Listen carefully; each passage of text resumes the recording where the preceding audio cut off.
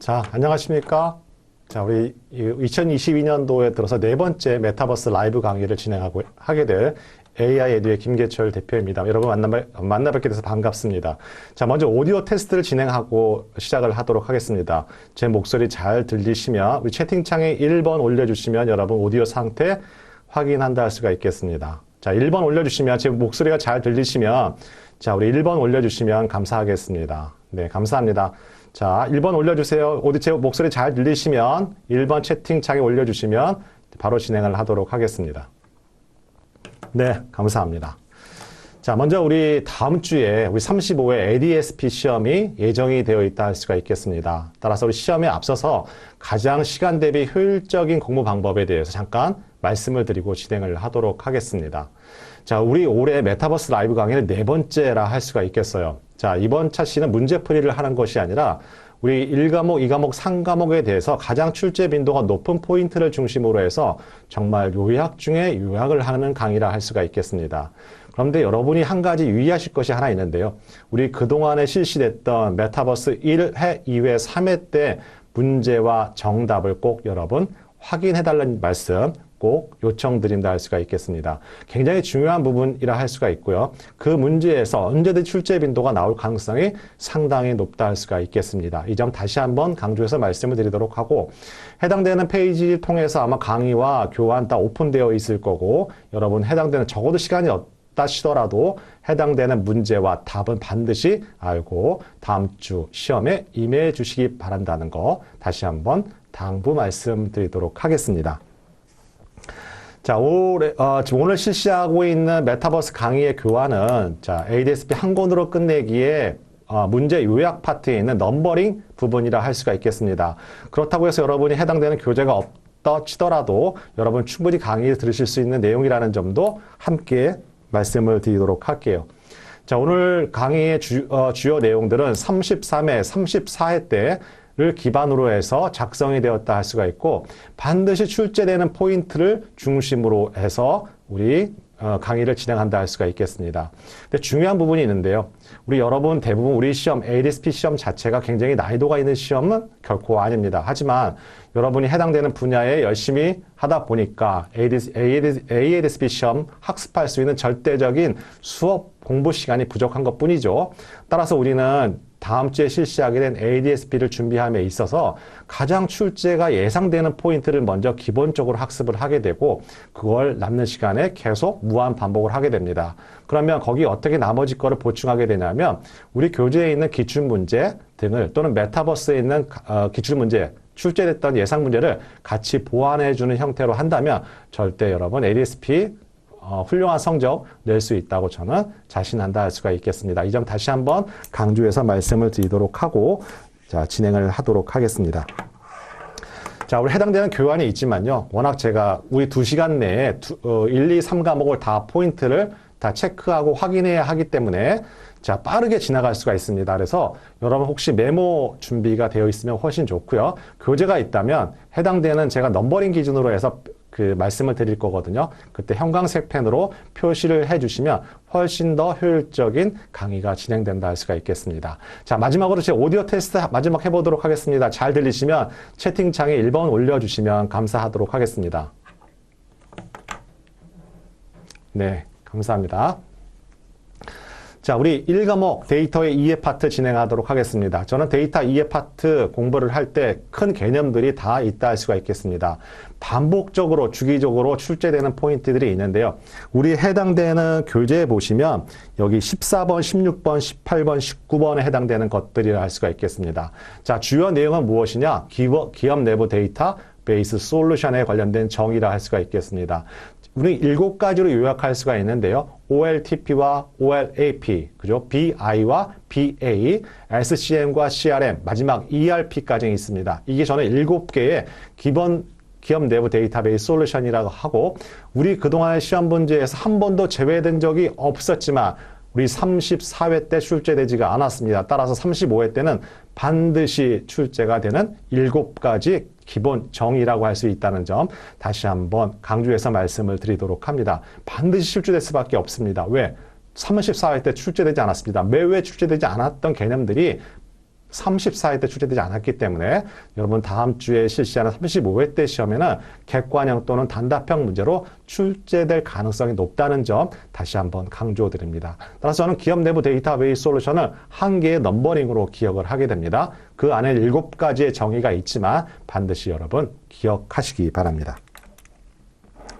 자, 두 번째는 우리 해당되는 넘버링 파트에서 6번과 12번 파트라고 할 수가 있는데요. 바로 데이터베이스, 데이터 웨어하우스, 데이터 마트, 데이터 레이크까지 저는 한 개의 개념이라 생각합니다. 우리 33회랑 34회 때는 시험 문제가 많이 나왔죠. 이쪽에서. 그죠? 데이터베이스, 데이터 관리 시스템에 관련된 부분 나왔었고요. 그 다음에 데이터 웨어하우스에 관련된 단답형 문제도 출제가 되었습니다.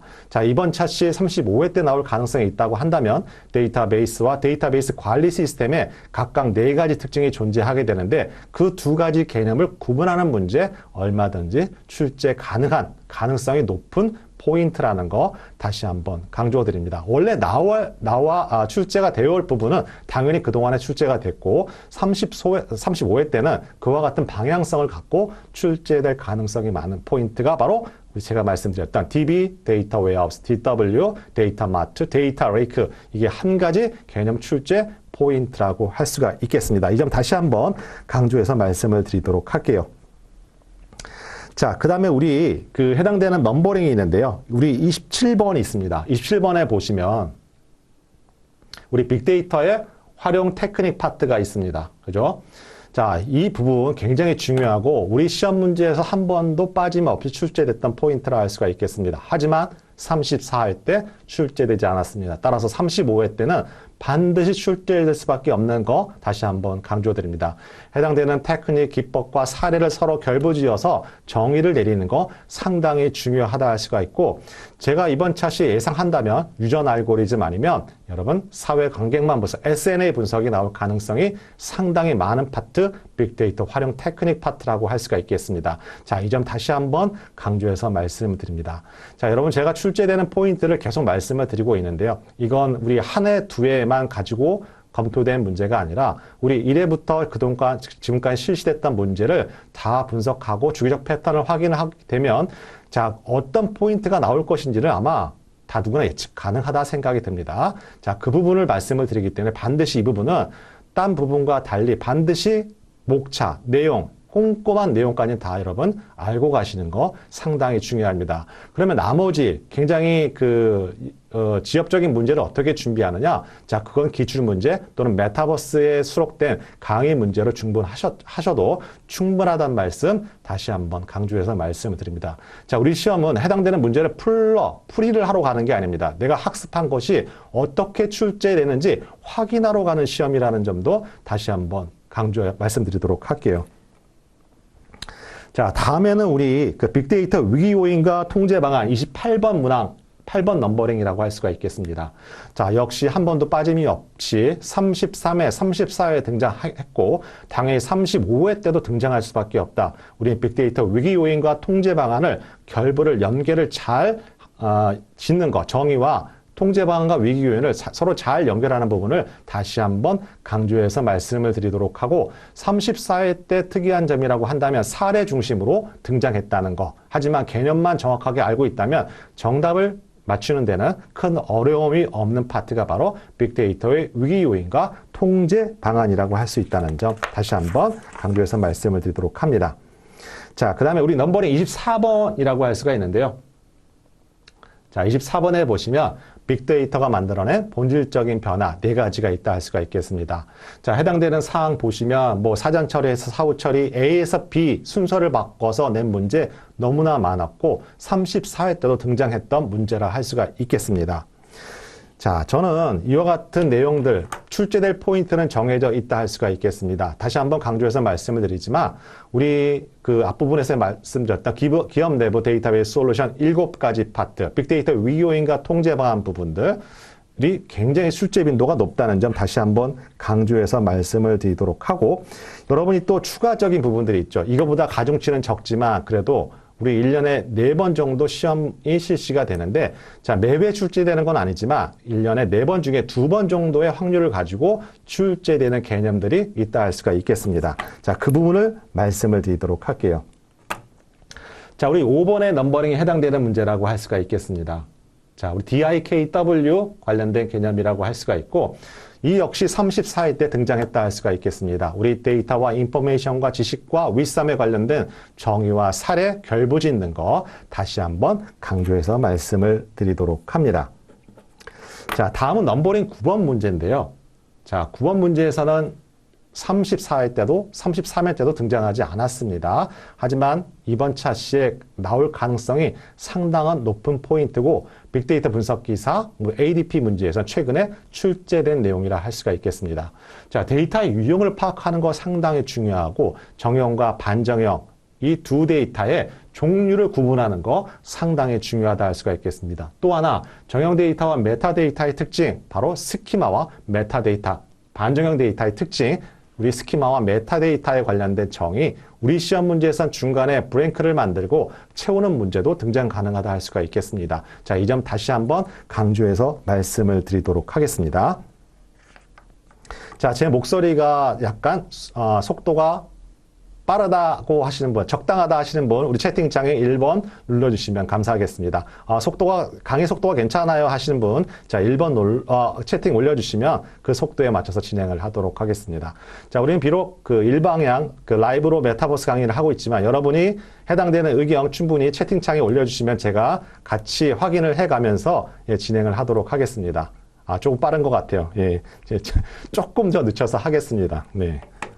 왜냐면 우리 그 2시간 정확하게 우리 1과목 약간 오늘 일정을 잠깐 말씀을 드리면 자, 우리 1, 2과목을 50분에 끝난다 할 수가 있고 한 10분 쉬었다가 다시 50분에 3과목을 정리하는 시간으로 배정이 됐다는 것도 참고사항으로 말씀드리도록 하겠습니다. 자, 여러분 이제 해당되는 필기도구 만약 교재가 없다면 필기도구 미리 준비하시고요.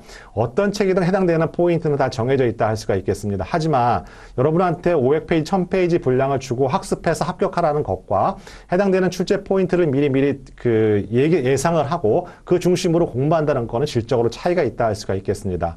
물론 시간이 많다고 한다면 꼼꼼하게 하는 거 굉장히 중요하죠. 하지만 지금까지 제가 해당되는 기업 또는 그 오프라인, 온오프라인 교육을 가면서 느꼈던 것은, 그 수험 교육하시는 분들 굉장히 시간이 없구나라는 걸 다시 한번 느끼게 됩니다. 자, 그럼 다시 한번 강조해서 말씀을 드리도록 하고, 조금 속도를 조금 늦춰서 진행을 하도록 하겠습니다.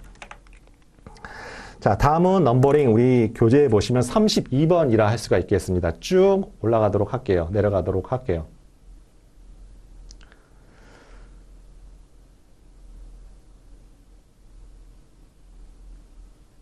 자, 우리 데이터 사이언스의 정의와 관련된 문제는 34회 때 출제가 됐습니다. 따라서 데이터 사이언스를 물어보는 정의 문제는 출제 빈도가 낮다 할 수가 있지만 데이터 사이언스와 통계학의 차이, 데이터 사이언스와 데이터 마이닝의 차이는 이번 차시에 나올 차례가 됐다 할 수가 있겠습니다. 자, 나오게 되면 당연히 객관형으로 출제될 가능성이 높고 당연히 중요한 포인트를 갖고 있다는 점도 다시 한번 강조해서 말씀을 드리도록 합니다. 자, 그 다음에 35번 파트인데요. 넘버링인데요. 자, 우리 시험 문제에서는 하드 스킬과 소프트 스킬을 구분하는 문제 상당히 출제 빈도가 높았고 당연히 우리 전차시 출제가 안 됐기 때문에 이번 차시에 나올 가능성이 많은 넘버링 바로 35번의 데이터 사이언티스트의 유고 역량 중에서 하드 스킬과 소프트 스킬을 구분하는 점 다시 한번 강조해서 말씀을 드립니다. 자, 마지막인데요. 39번 넘버링입니다. 자, 우리 개인정보 비식별화 관련된 식별화 기술 우리 34회 때 등장하지 않았습니다. 따라서 우리 35회에 반드시 출제가 될 거라 예상이 됩니다. 그것이 뭐 데이터가 삭제, 범주와 데이터 마스킹이 될 수도 있겠지만 이와 관련된 정의를 내리는 문제 상당히 중요하다는 점 다시 한번 강조해서 말씀을 드리도록 할게요. 자, 추가적으로 내일 중으로 그 해당되는 교재 정어표는 따로 여러분한테 업로드 시켜드리도록 하겠습니다. 해당되는 출판사 홈페이지나 이패스 코리아에서도 업로드 시켜드리도록 할 테니 참고사항으로 다운로드 받으시면 괜찮으실 것 같습니다. 자, 그러면 우리 해당되는 중요한 포인트 중에서 메타버스 강의에는 그 문제가 있습니다. 하지만 제가 강조했던 것 중에 하나가 있는데요. 바로 개인정보보호법이라 할 수가 있겠습니다. 또한 데이터 3법이라 할 수가 있겠습니다. 우리 1회 메타버스 강의를 할 때 그 해당되는 문제 나온 그 정도는 여러분 반드시 알고 수험장에 가셔야만 된다는 점 다시 한번 강조드리고, 최근에 빅분기 문제에서 데이터 3법이 무엇이냐고 물어보는 문제가 출제되었다 할 수가 있겠습니다. 따라서 그와 같은 유형의 문제 얼마든지 우리 시험 문제에서 출제 가능하다라고 할 수가 있다는 점도 당부 말씀드립니다. 자, 우리 지금 늦게 들어오신 분도 계신데요. 자, 우리는 해당되는 반복적으로 꼭 출제되는 포인트만 가지고 정말 요약 중에 요약만 하는 우리 메타버스 사회 라이브 강의라고 할 수가 있겠습니다. 따라서 부족한 부분을 어떻게 메우게 되느냐? 우리 남은 시간이 많지 않고 앞에 선행학습이 부족했다고 한다면, 자, 오늘 강의한 내용 키워드 중심으로 해서, 자, 우리 1과목에서 뭐뭐뭐가 출제가 되고, 자, 제가 말씀드릴 때 강조했던 포인트를 꼭 기억하는 거 첫 번째 포인트고요. 두 번째는 메타버스 1, 2, 3에 강의했던 문제와 답안을 출력해서 다시 한번 확인하고, 세 번째는 해당되는 교재의 기출문제를 다시 한번 문제와 답을 확인을 하는 방법이 가장 남은 시간에 여러분이 해결할 수 있는 가장 효율적인 학습 방법이라는 거 다시 한번 강조해서 말씀을 드리도록 합니다. 자, 1과목은 이렇게 정리를 하는 겁니다. 왜? 우리 앞에서 여러분한테 저는 목표하는 거 1과목에서 7문항이라고 생각이 듭니다. 그죠? 그래서 물론 여러분 시험에 임하실 때는 한두 문제는 굉장히 상이하고 한 번도 들어보지 않은 굉장히 난해한 문제들이 등장 가능한 것이 1과목이에요.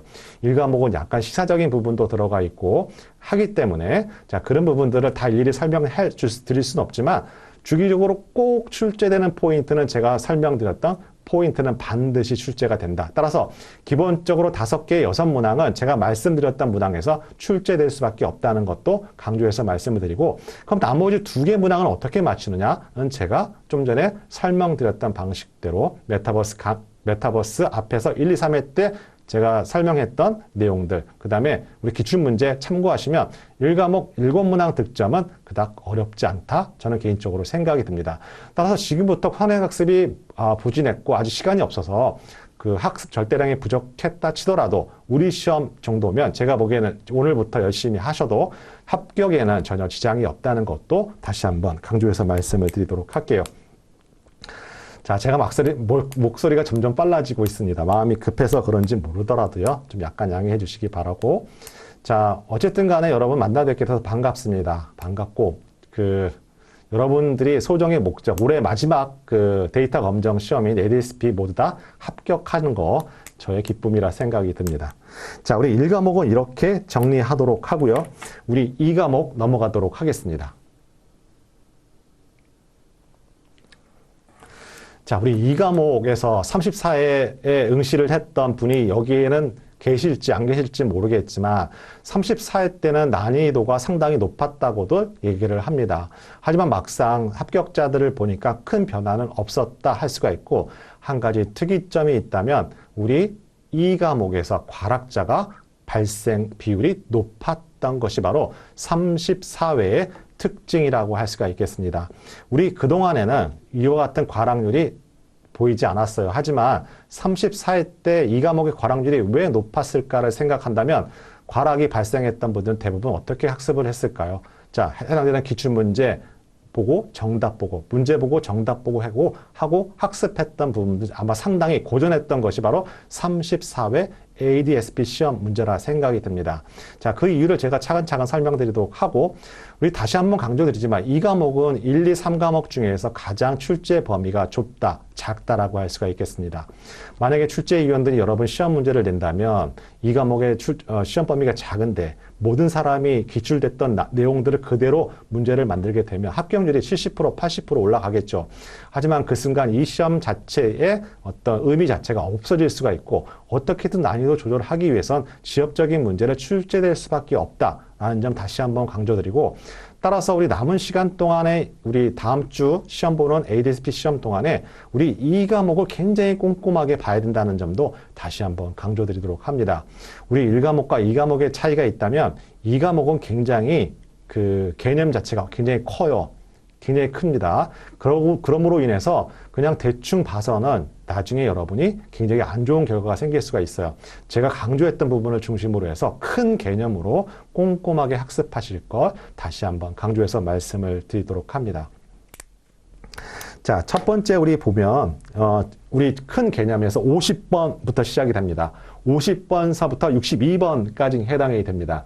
저는 이걸 분석 방법론 개념이라고 얘기를 합니다. 아마 여러분한테 큰 부담이 될 거라고 생각이 들어요. 자, 여러분 정의할 건 뭐냐? KDD와 크리스피 DM과 빅데이터 분석 방법론을 깔끔하게 정의를 해야 되는데, 자, 중요한 건 KDD에 우리 절차가 있습니다. 절차 순서를 아는 거 그동안에 출제가 된 적이 꽤 됐습니다. 우리 시험에서는 프로세스 순서를 물어보는 걸 굉장히 좋아해요. 자, 순서를 물어보는 거. 두 번째, KDD에 우리 데이터 전 처리가 상당히 중요합니다. 이거는 우리는 실기가 없잖아요. 자, 실기 파트에선 데이터 전 처리가 상당히 중요하고 시간도 많이 소비가 되는 부분이고 중요한 포인트예요. 그러다 보니까 KDD에 데이터 전 처리를 계속해서 물어보는 문제 등장 가능하겠죠. 자, 두 번째는 크리스피 DM입니다. 크리스피 DM은 4개의 계층적 레벨로 구성이 되어 있고 우리 시험에 어디까지 알고 있어야 된다고요? 최상위 계층을 페이스, 단계라 하고 두 번째를 일반화 태스크라고 합니다. 크리스피 DM은 이 일반화 태스크까지 우리 시험 출제 범위예요. 따라서 우리 교재에 보시면 일반화 태스크 내용들이 다 있습니다. 그것까지는 여러분이 알고 있는 거 상당히 중요하고 당연히 크리스피엠의 순서도 알고 있는 거 중요하고 피드백이 이루어지는 구간이 어디인지도 여러분 알고 있는 거 중요해요. 그죠? 그 다음에 빅데이터 분석 방법론 우리 4개의 레벨로 구성이 되어 있어요. 우리 KDD, 크리스피디엠 빅데이터 분석 방법론 각각 특징이 있습니다. 자, 빅데이터 분석 방법론은 어디까지 알고 있어야 되냐고요? 3개의 레벨로 구성이 되어 있다고 말씀을 드렸고, 자, 페이스와 태스크와 스텝으로 구성이 되어 있습니다. 당연히 페이스와 태스크 당연히 알고 있어야 되고요. 중요한 스텝이 어느 태스크에서 생겨나는지도 알고 있어야만 합니다. 교재에 보시면 중요한 스텝들이 뭐가 있었나요? WBS도 있었고요. SOW도 있었고, 그 다음에 상세 알고리즘도 있었고요. 의사 코드도 있었습니다. 자, 이런 것들은 어느 태스크에서 나오는지 출력무로 산출되는지도 확인을 해야 되고, 이와 같은 4가지 정의를 물어보는 문제 우리 시험에서 나올 때가 됐습니다. 한 개씩 한 개씩 지금 끄집어서 나오고 있는 형태고요. 당연히 여러분이 준비해야 할 포인트라 할 수가 있겠습니다. 따라서 이와 같은 3가지 개념 KDD와 크리스피디엠과 빅데이터 분석 방법론에서는 반드시 우리 문제 최소한 2문제는 출제된다는 거 여러분 꼭 기억하시고, 자, 이거 꼼꼼함이 요구되는 부분이기 때문에 여러분 어설프게 하다가는 여러분 굉장히 어려워질 수가 있다는 점도 강조해서 말씀을 드리도록 합니다. 전 이게 한 가지 개념으로 생각이 듭니다. 자, 그 다음에 우리 두 번째인데요. 우리 63번서부터 우리 75번까지입니다.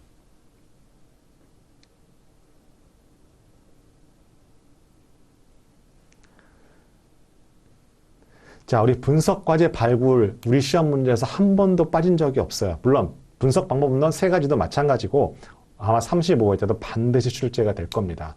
그럼 여러분 정리를 어떻게 하셔야 될까요? 첫 번째, 하향식 접근 방식과 상향식 접근 방식의 정의를 내리는 거 상당히 중요합니다. 둘 간의 차이점이 무엇인지. 자, 어쨌든 하향식 접근 방식은 새로운 문제 탐색에는 완전히 배치가 되지 않는 키워드라는 것도 강조해서 말씀드리고 한계라는 거죠. 그죠? 하향식 접근 방식이 굉장히 범위가 넓습니다. 책에 보면 내가 이 포인트가 어디에 있는지를 확인할 수가 없습니다. 하지만 하향식 접근 방식은 4단계의 프로세스로 구성이 되어 있고, 자, 문제 탐색이 어느 단계인지, 그죠? 문제 정의라는 것이 무엇인지, 그 다음에 해결 방안 탐색과 타당성 검토까지, 자, 일련의 과정들의 세밀한 부분까지 다 알고 있어야 됩니다. 하향식 접근 방식만 따로 개념을 구분하면 안 되고, 상향식과 하향식은 하나의 세트입니다. 그죠? 또한 상향식 접근 방식의 개념도 알고 있어야겠죠. 또 하나, 우린 디자인 띵킹 방식이라는 것이 있습니다. 말 그대로 하향식 접근 방식이 서로 융합되어 있는 디자인 띵킹도 하나의 개념. 따라서 이 3가지가 묶여서 하나의 분석 과제 발굴로 여러분 정의를 내리셔야 되고, 꼼꼼하게 여러분 확인을 하셔야 됩니다. 자, 여기서 반드시 2문제가 나오게 됩니다. 그럼 앞에서 말씀드렸던 분석 방법론과 상향식, 하향식, 디자인 띵킹 방식의 두 문제, 일단 4문제는 반드시 출제될 수밖에 없다는 점도 다시 한번 강조해서 말씀을 드리고, 그러면 우리 시험에 임할 때 여러분 어떻게 준비를 해야 되나요? 자, 여러분이 2가지 분석 방법론과 접근 방식, 분석과 접근 방식 다 기억을 하고 이해를 했어요. 그러면 여러분이 그 알고 있는 내용이 시험 문제에서는 어떤 형태로 출제가 되어 있는지 판단을 하고 확인하는 것이지 내가 일일이 읽어가면서 분석과제 하향 접근 방식은 무엇일까 이렇게 읽어가는 게 아니라 내가 출제 포인트는 이거가 있어 라고서 어떤 유형의 문제가 나왔는지 평가하고 판단하는 문제가 우리 시험이라는 거 다시 한번 강조해서 말씀드리도록 할게요. 그렇게 하지 않고서는 항상 리스크를 갖고 갈 수밖에 없습니다. 불안하게 되고 그러다 보면 실수할 수 있게 되고 단답형에서 약간 멘붕 오게 되면 여러분 정말 안 좋은 결과, 과락이 발생할 수 있는 게 바로 이 과목이라는 거 다시 한번 강조해서 말씀을 드리도록 할게요. 자, 그래서 해당되는 부분 큰 목차별로 제가 말씀드린다 할 수가 있겠습니다.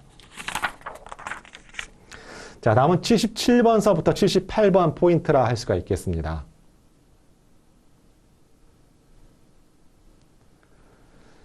자, 77번과 78번은 분석 프로젝트, 일반 프로젝트에 관련된 내용이라 할 수가 있겠습니다. 물론 34회 때도 등장했고요. 자, 77번에 보면 일반 프로젝트의 관리사항 10가지가 나와 있습니다. 그 중에서 우리 시험 문제에서는 유독 타임과 관련된, 즉 타임박스과 관련된 문제가 계속적으로 출제되었다 할 수가 있겠습니다. 여러분이 기억하셔야 될 한 가지 영역이라 할 수가 있고, 그보다 더 중요한 것은 분석 프로젝트로 인해서 고려해야 할 5가지 사항이라고 할 수가 있겠습니다. 여기 나와 있는 5가지 사항 상당히 중요하고 또 35회 때도 출제가 반드시 될 겁니다. 여러분이 주의하실 것은 하나 있어요. 여기 보시면 5번째 accuracy와 precision이 있습니다. 자, 여러분 공부하다 보면 헷갈려요. 이게 2과목에 나왔나? 3과목에 나왔나? 1과목에도 있나? 요즘 출제 경향을 보시면 1과목과 과목 간의 경계는 점점 허물어지고 어떤 조그만한 단서, 모티브, 출제 요인이 하나라도 있으면 언제든지 과목 간의 경계를 넘어서서 출제되는 경향을 갖고 있다는 점도 강조해서 말씀을 드리면서 자, 여러분 혼동하시지 말아야 될 건 뭐냐면 3과목에 있는 모형평가에 나와 있는 혼동행렬 파트의 평가 지표 중에서 우리 accuracy와 precision 여러분 이 개념과 서로 혼동하지 말라는 점 다시 한번 강조해서 말씀을 드리도록 할게요. 자, 여러분은 이번 자격 취득하면 그만이지만 저는 계속 이쪽 분야에서 학습하다 보니까 계속 있다 보니까 여러분이 어느 부분에서 혼동이 오게 되고 어느 부분에서 정리 못하게 된다는 걸 알게 됩니다. 이야기를 많이 하게 되면 알게 되죠. 특히 5번에 나와 있는 accuracy와 precision의 정의를 내리는 거 다시 한번 강조해서 말씀을 드립니다. 이번 차시에 나올 가능성 많고 34회 때도 등장했던 문제라 할 수가 있겠습니다. 자, 이 점 다시 한번 강조해서 말씀을 드리도록 할게요. 자, 다음은 87번과 88번 문제입니다. 자, 제가 단언컨 말씀드린데요. 자, 우리 87번, 88번 분석 준비도와 분석 성숙도입니다. 우리 해당되는 기업의 분석 수준, 데이터 분석 수준을 진단하기 위해서 우리는 분석 준비도와 분석 성숙도를 통해서 판단한다 할 수가 있겠죠. 따라서 분석 준비도가 높으냐, 낮냐, 성숙도가 높으냐, 낮냐에 따라서 그 기업에서 지금 당장 해결해야 할 진단 결과가 나온다 할 수가 있겠습니다. 제가 왜 이 문제를 단언컨 장담하게 되냐면 매회 출제됐던 문제가 34회 때 갑자기 출제되지 않았어요. 따라서 출제위원들 우리는 이 과목의 출제 범위가 좁다고 말씀드렸습니다. 자, 아마 출제위원들은 그 생각하겠죠. 우리 34회 때 출제가 안 됐으니까 35회 때는 이 중에서 뭔가 내야겠다라고 하겠죠. 하지만 여러분 수험생 입장에서 본다면 이 분석 준비도 6개의 영역을 항목적으로 꼼꼼하게 안다는 거, 또한 분석 성숙도를 항목별로 확산과 최적화를 구분한다는 거, 이거 쉬운 것 아니라 할 수가 있겠습니다. 하지만 지금 어느 정도 암기를 하면서 물론 까먹을 수도 있겠죠. 암기를 하면서 어느 정도 스크래치를 내야지 여러분 나중에 한 번에 마음이 급해질 때 시험 다가와서 암기할 수 있다는 점 여러분 강조드리도록 하고, 이와 같은 부분들은 여러분 시험 당일날 1시간 정도 우리 수험장에 일찍 도착하셔서 자, 이런 것들을 한번 리마인드 해주는 거 상당히 여러분 시험 보고 나서 마음이 후련해진다 할 수가 있겠습니다. 이 점 다시 한번 강조해서 말씀을 드리도록 하고, 반드시 이번 차시에 등장할 포인트라는 것도 설명드리도록 합니다. 자, 다음은 우리 거버넌스와 관련된 파트를 할 수가 있겠습니다. 우리 92번, 93번에 보시면 데이터 거버넌스와 데이터 거버넌스의 체계 요소가 있습니다. 자, 이것도 역시 제가 단언컨대 이번 차시 35회 때 자, 데이터 거버넌스의 체계 요소 출제 빈도 상당히 나올 수밖에 없습니다. 왜냐하면 늘상 나왔던 것이 34회 때 등장하지 않았습니다. 하지만 꼭 등장할 겁니다. 자, 체계 요소는 4가지가 있어요. 그죠? 데이터 표준화도 있고, 데이터 관리 체계도 있고, 저장소 관리도 있고, 표준화 활동도 있습니다. 이 점 다시 한번 강조드리고, 자, 어느 파트에 나올지 모르겠습니다. 하지만 그동안은 데이터 표준화가 가장 출제 빈도가 높았고, 자, 여러분 나중에 추가적으로 말씀드린 건데, 우리 파트에서는 무슨 3요소, 4요소, 5요소들이 많아요. 그죠? 자, 그런 건 일목요연하게 따로 정리하시는 것도 중요하다 할 수가 있겠습니다. 자, 이번 차시에 그와 같은 유형의 문제 등장 가능성도 높을 때고 나올 때가 됐다 할 수가 있겠습니다. 저는 그런 문제가 가장 어렵죠. 데이터 거버넌스의 정의는 34회 때 단답형 문제로 등장했기 때문에 35회 때는 등장 가능성이 상당히 떨어진다 할 수가 있겠습니다. 이 점 다시 한번 강조해서 말씀을 드리도록 할게요. 자, 다음은 94번인데요. 자, 94번도 이번 35회 때는 출제 가능성이 높습니다. 왜냐하면 34회 때 등장하지 않았고, 자, 주기적 패턴을 따져서 본다면 35회 때는 등장 가능성이 높은 파트가 바로 여기 나와 있는 분석 업무 주체에 따라서 집중과 기능과 분산 구조를 구분하는 문제라 할 수가 있겠습니다. 자, 이 점 다시 한번 강조해서 말씀을 드립니다. 자, 우리 이상으로 우리 1과목과 2과목 정리를 합니다. 제가 나중에 들어오신 분을 위해서 다시 한번 강조해서 말씀을 드리지만, 자, 우리 이번 강의, 4회 때 메타버스 라이브 강의라는 것은 자, 주기적으로 매회 출제됐던 문제를 중심으로 해서 정리하는 시간이라고 할 수가 있고, 아마 이걸 다 모으게 되면 1과목에서는 5문항에서 6문항, 2과목에서는 5문항, 6문항은 반드시 제가 말씀드린 부분에서 출제가 된다고 저는 자신있게 말씀드릴 수가 있습니다. 나머지 2~3문항만 여러분 메타버스와 기출문제로 여러분이 채워주시면 여러분 좀 더 편안하게 마지막 다음 주 시험에 임하실 때 좀 편안하다 할 수가 있겠습니다. 자, 제가 말씀드리는 거 단순하게 이해 암기한다는 건 뭐냐면, 자, 저랑 똑같이 해당되는 넘버링을 체크해 가면서, 자, 뭐가 중요하고 해서 어떤 것들이, 자, 중요한 포인트로 출제가 됩니다. 라고까지 얘기해 주셔야 되는 포인트들이에요. 물론 나머지 문제들도 중요하지만, 제가 말씀드렸던 만큼 가중치가 높지 않습니다. 제가 말씀드리는 오늘 강의는 거의 90% 이상 매회 출제됐던 개념이라 할 수가 있겠습니다. 그런 개념을 좀 연관을 지어서 한 개의 커다란 개념으로 여러분이 다시 한번 리마인드 하게 되고, 그러므로 인해서 여러분이 전체적인 내용들을 다 이해할 수 있다 할 수가 있겠습니다. 자, 우리 시험은 비록 1과목, 2과목, 3과목과 구분되어 있지만 어떻게 보면 다 연결이 되어 있습니다. 다 연결이 되어 있어요. 자, 그렇기 때문에 여러분 이런 식으로 이해하시는 거 상당히 중요하다는 점 다시 한번 강조드리도록 합니다. 자, 혹시 우리 질문 사항 있으면 채팅창에 올려주시면 제가 질문에 응답해 드리도록 하고, 제가 당부 말씀 하나 드리면 우리 시험 문제 단답형 문제가 있습니다. 단답형 문제가 출제가 될 때 여러분 가능하면 한글로 답안 제출을 할 것을 추천드립니다. 자, 여러분 잘못하다 영어로 하다가 스펠링 하나 틀리면 오답 처리된다는 점도 강조드리고요. 저번 메타버스 강의 때도 말씀을 드렸는데, 자, 한껏 또 머리를 써가지고 영어도 쓰고 한글로 쓰고 하는 분도 계시는데, 그렇게 썼다가 영어가 철자가 틀리게 되면, 자, 스펠링이 틀리게 되면 그것도 오답 처리된다는 것도 여러분 다시 한번 강조해서 말씀드리도록 할게요.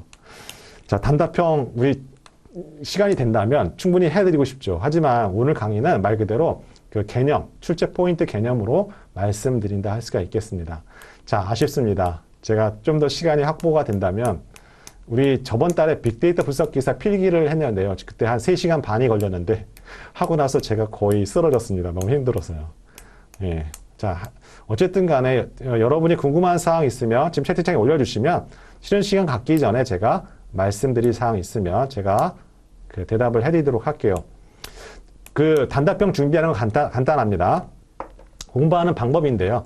객관형은 객관형 문제, 단답형은 단답형 문제로 바라보지 말고, 객관형 문제도 단답형 문제도 단답형 형태로 바라보고 되고, 단답형 문제도 객관형 형태로 서로 사고의 전환이 필요합니다. 그래야 대응 능력이 빨라져요. 그리고 당부 말씀 드리는데요. 우리 이거 해당되는 데이터 우리 관련 전공을 했다 치더라도 이 과목은 어설프게 하게 되면 과락이 생깁니다. 자, 이 점도 강조해서 말씀을 드리도록 할게요. 자, 제가 제 목소리 오디오 테스트 많이 한 번 더 확인을 해보고 여러분 또 이어서 진행을 해보도록 하겠습니다. 제 목소리 잘 들리시고 시면 1번 우리 채팅창에 올려주시면 제가 여러분 반응 보면서 진행을 하도록 하겠습니다. 네, 감사합니다. 제가 너무 빨리 진행한 부분도 없지 않아 있지만 그래도 오늘 강의는 해당되는 출제 포인트를 확인하는 것이 주요 개념이기 때문에 네, 감사합니다. 자, 오늘 강의는 우리 메타버스 강의뿐만 아니라 유튜브 강의도 진행한다고 들었습니다. 여러분 많이 다음 주 시험 보는 데 있어서 많은 도움이 되기를 바랍니다. 자, 좀 일찍 끝나는데 1교시가요. 우리 10분 여러분 뭐 게임을 아마 하게 될 겁니다. 우리 한 10분 정도 쉬었다가 우리 마지막 3과목 데이터 분석 파트 진행을 하도록 하겠습니다.